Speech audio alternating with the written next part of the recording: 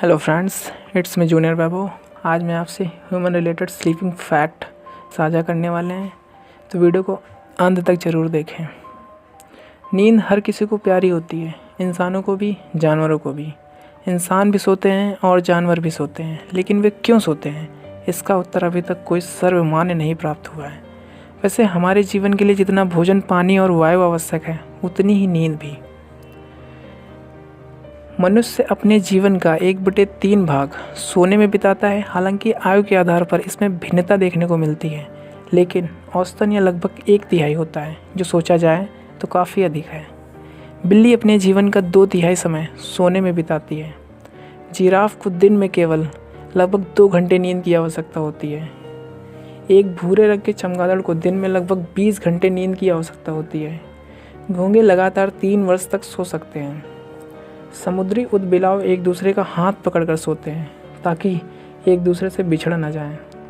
खरगोश अपनी दोनों आंखें खोलकर सो सकते हैं। घोड़े खड़े खड़े सो सकते हैं।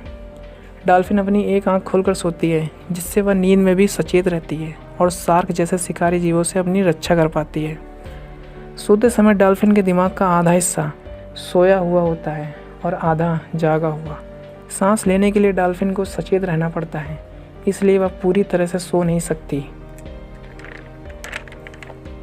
नींद की कमी भोजन और पानी की कमी की तुलना में अधिक तेज़ी से मारती है।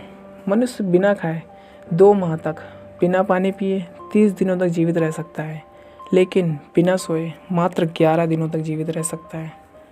सबसे ज़्यादा लगातार जागने का रिकॉर्ड 11 दिन का है, जो 1964 में रैंडी गार्डनर नाम के कैलिफोर्निया के एक छात्र द्वारा बनाया गया था। सामान्य तौर पर अधिकांश स्वस्थ वयस्कों को एक रात में 7 से 9 घंटे की नींद की आवश्यकता होती है।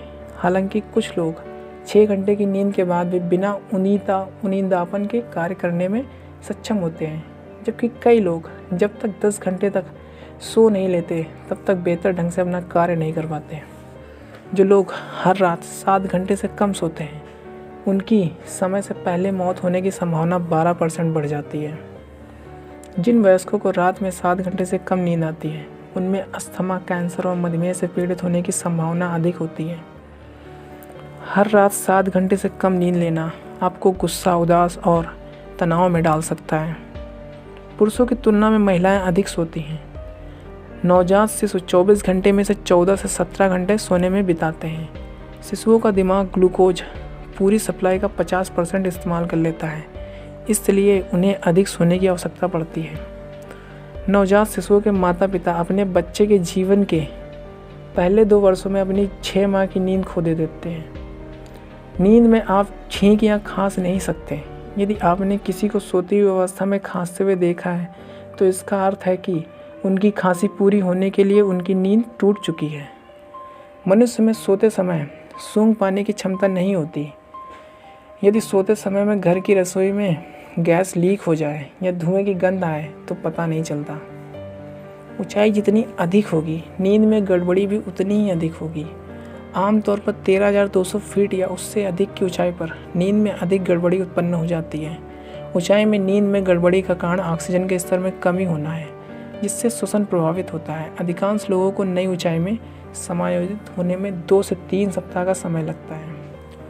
सामान्य तौर पर नियमित रूप से व्यायाम करने से नींद आना आसान हो जाता है। हालांकि बिस्तर पर जाने से ठीक पहले व्यायाम करने से नींद आने में मुश्किल होती है। तलाकशुदा, विधवा और अलग हुए लोग अनिद्रा के अधिक शिकार होते हैं। नींद के लिए कैफीन सबसे लोकप्रिय दवा मानी जाती है। दुनिया भर में लोग कॉफ़ी, चाय, कोको, चॉकलेट को शीतल पेय और कुछ दवाओं में दैनिक आधार पर कैफीन का सेवन करते हैं। हम स्वाभाविक रूप से दिन के 2 अलग अलग समयों पर सबसे ज़्यादा थकते हैं, सुबह 2 बजे और दोपहर 2 बजे।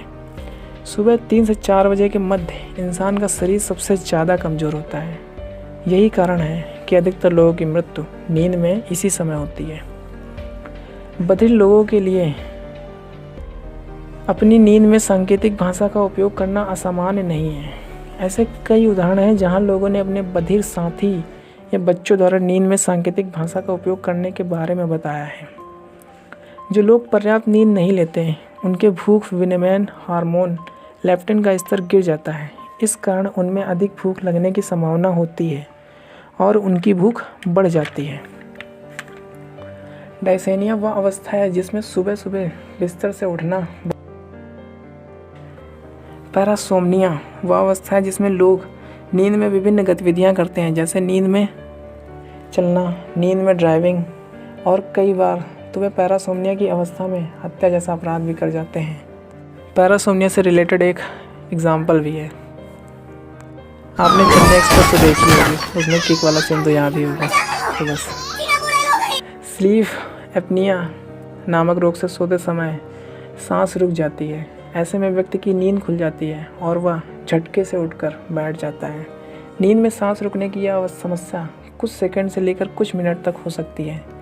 खर्राटे लेने वाले व्यक्ति को जैसे पता नहीं चलता कि वह खर्राटे ले रहा है, वैसे ही स्लीप एपनिया में व्यक्ति को पता नहीं चलता कि उसकी सांस रुक गई है।